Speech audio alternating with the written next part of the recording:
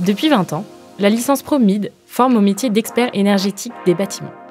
Co-enseignée entre l'université et un lycée technique, elle offre aux jeunes les connaissances théoriques et pratiques fondamentales et celles à venir issues du monde de la recherche.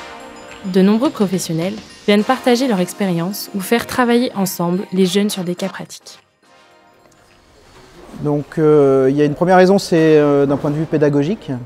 En fait, là, on est sur un outil pédagogique qui est simple, concret, facile à aborder, ludique et qui représente quand même des situations qu'on va retrouver dans le bâtiment, en fait, sur les chantiers. On fait un lien très fort entre la théorie et la pratique. Et le fait de faire, que ce soit créatif, que ce soit collaboratif, ça permet aux étudiants de s'approprier en fait toutes les notions qu'on a pu voir un petit peu en théorie avant, mais surtout qu'on va appliquer là concrètement. On va jusqu'à faire un test comme on fait un test sur une vraie maison, et donc on fait vraiment le lien avec le chantier. Aujourd'hui, on a besoin dans le bâtiment, sur les bâtiments performants, de faire d'une vraie courroie de distribution entre la théorie et ce qui va pouvoir être réalisé sur le chantier pour assurer la performance réelle du bâtiment. Les promotions sont restreintes, une quinzaine d'étudiants par an, permettant un suivi individuel et adapté à chacun. Accessible uniquement en alternance, les 2/3 de l'année se déroulent en entreprise. Les diplômés de cette formation sont très recherchés sur le marché du travail et nombre d'entre eux sont directement embauchés dans leur structure d'alternance.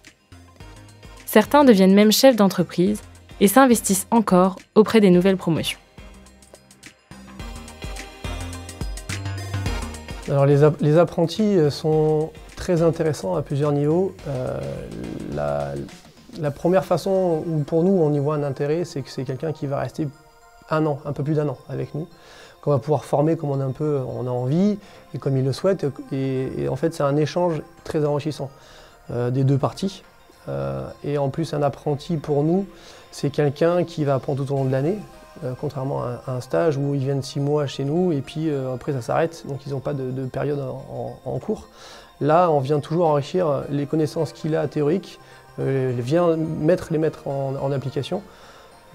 Et on voit que nous, les apprentis, sont des personnes qui sont quand même plus moteurs, plus motivés, parce qu'ils viennent rechercher une entreprise. C'est quand même le premier pas qu'ils mettent dans la vie active, et donc une maturité aussi différente.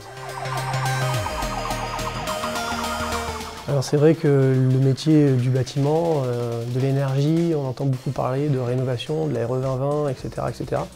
Donc en effet, il y a une croissance très importante. Mais l'évolution de la licence, elle se fait, je trouve, dans le bon sens.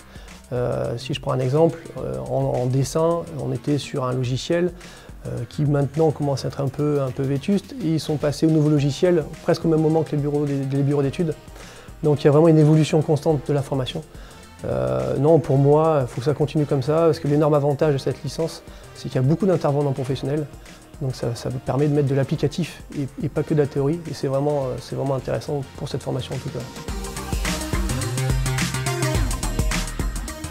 Alors si j'avais quelques conseils à donner, moi je pense que le premier conseil à donner, c'est rechercher une entreprise le plus tôt possible. Dans son cursus, quand ils sont en fin de BTS, être vraiment en recherche très active, très vite, parce qu'on se rend compte que les places, elles sont limitées, et nous, en tant qu'entreprise, on a besoin d'un peu de temps des fois pour recruter les candidats, et en fait, de chercher aussi assez tôt, ça montre une motivation. Et finalement, vu l'expérience qu'ont les apprentis, leur plus grande force commerciale, j'ai envie de dire, c'est leur motivation. Parce que leur bagage technique reste limité, hein, même si c'est une bonne formation, etc. Donc nous, on attache vraiment d'importance sur la motivation, la personnalité et les compétences arrivent presque en second sur ce type de poste. La transition énergétique des bâtiments t'intéresse ? Rejoins la nouvelle promotion.